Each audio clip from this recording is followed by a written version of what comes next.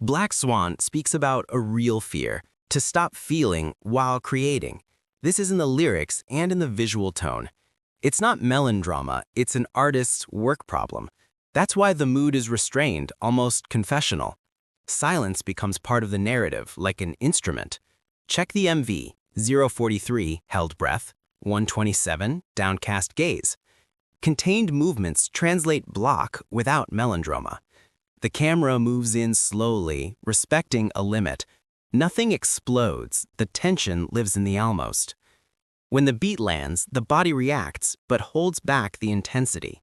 The audience understands the struggle without exposition. Cuts favor breathing over impact. Low light and shadows create an intimate space. Think of it as staging a jammed creative process. Key curiosity. The art film opens with Martha Graham's quote about the artist's first death, perfect for the theme. It was performed by the MN Dance Company. BTS doesn't appear, the body explains the idea first. Route rule. Art film to official MV to arena performance. Quick comparison, theater intensifies silence, arena diffuses it. Next question, if that's the message, why release a dance film before the MV? I like when the same song becomes two films. First, the art film. Contemporary dance company, warehouse, wooden floor. BTS doesn't appear, the song dances on its own. The body becomes the lyric's subtitle. Each fall suggests a collapse, each recovery a thread of faith. It's almost documentary, natural light, the room's ambience, visible sweat. Then the official MV, theatrical, gothic, symmetrical framing, choreographed shadows. The music now finds characters. The same theme gets another skin, more ritual, more mise-en-scène, more myth. Two mirrors for one question. Which translates fear better? Both together. One explains the muscle, the other the symbol. For a new fan, this order is didactic. Watch the art film first to understand the physical impulse, then the MV to feel the dramaturgy. And notice, neither replaces the other. They expand each other. Two gazes, one wound. And since dance carries the first text, it's worth zooming in. What exactly are the bodies saying when they face each other as shadow and persona? A Black Swan dance is a tense conversation with a mirror that answers late, arms that turn into wings with no sky, hands that try to hold water.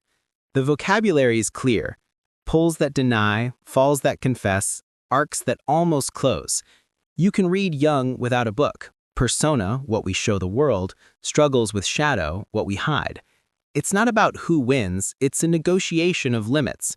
Notice the moments when one body saves another. It's rescue theater. Notice the invisible puppetry, strings suggested by the direction of the gaze. When the music holds its breath, the choreography tightens. When the verse opens, it expands. Rhythm is dramaturgy. And the audience understands with the chest, not the head. That's why crowds go quiet in these sections. The body explains the lyrics before the subtitles. For shooters, medium shots highlight intent. Close-ups show fragility in the wrist. Wides reveal the geography of conflict. But dance needs sonic ground. What does the production do so the choreography can breathe without getting trampled? Black Swan uses costume as a signal of inner change. At the start, compositions are high contrast and easy to read. Black backgrounds, white outfits. A binary frame, light, time shadow, that emphasizes the persona with a crisp outline. Notice at 020, controlled posture, organized lines. As the MV progresses, the aesthetic darkens. Shadow stops being a detail and becomes the theme. At 148, medium shots and close-ups on the stairs appear. The light is soft and lateral, highlighting expression and setting up the atmospheric shift.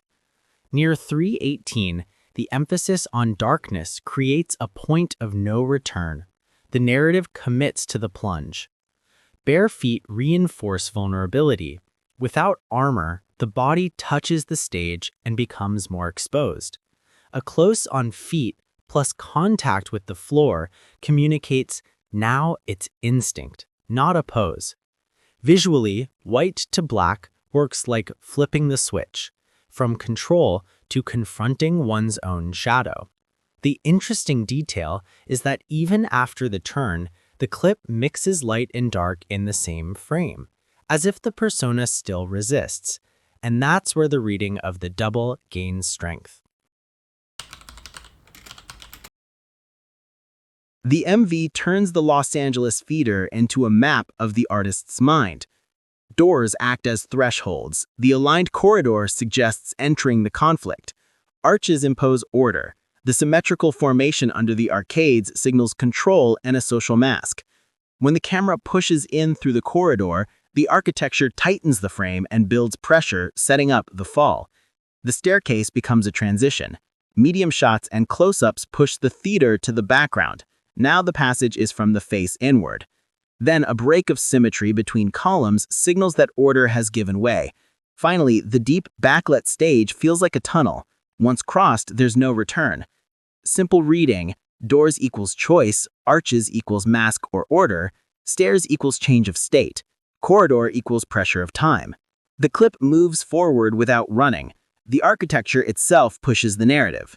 Curiosity: where does the MV overlay two symbols, example arch plus stairs, in the same frame to show the persona still resisting? Black Swan, the hands carry the narrative. Think of them as three simple words.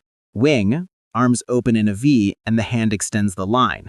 The intention is clear, wanting to rise when the body feels heavy. It reads as a desire to lift, not a pose. Anchor, a hand on the chest or abdomen or pulling one's own arm. It's the inner weight, block, restraint, held breath. When the anchor appears right after the wing, you read try and stall in a single gesture. Call, a hand pulling from outside to inside or from low to high. It's the bodily version of the chorus, do your thing with me now. The body summons its art back. Why it matters. With this three, you understand intention, lift, obstacle, stuck, and action, call it back, without subtitles, without the BU, just through gesture. For the video, show the three signals in sequence and repeat the cycle twice, art film to MV, so viewers see the sentence repeat with variations. Close with the question, at what moment does the wing turn into an anchor in the same shot? That quick switch is usually the emotional peak of the section.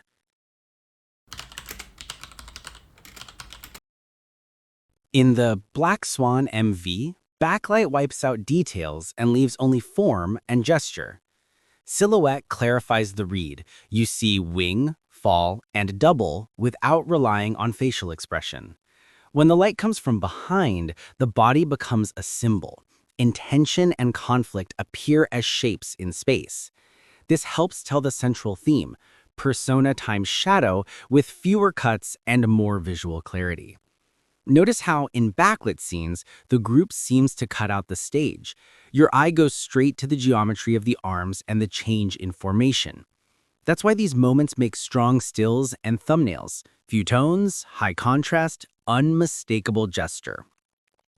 To watch closely, think like this. Wide to see the body's outline, medium to read the gesture, close-up for speaking hands. If you're capturing an image, bump the contrast a bit, keep the background brighter than the subject, and freeze at the peak of the gesture. Silhouette is an objective language. It shows the idea before the word. Final curiosity? You'll find symmetry breaks precisely when the silhouette is most evident. It's the visuals telling you that order has given way.